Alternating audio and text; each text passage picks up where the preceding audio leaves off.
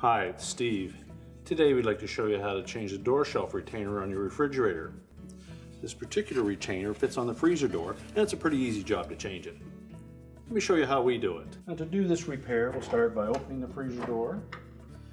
And if the shelf is still on your freezer door, you'll need to remove the items that may be in it.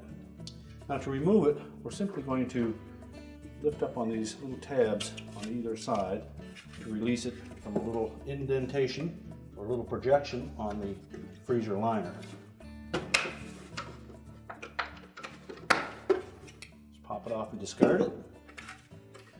Now, to install a new one, we just want to make sure that we line up those little tabs and press it in far enough that it will lock it in place.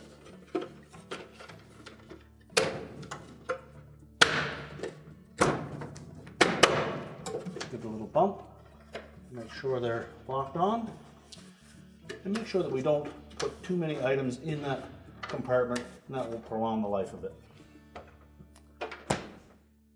And our repair is complete.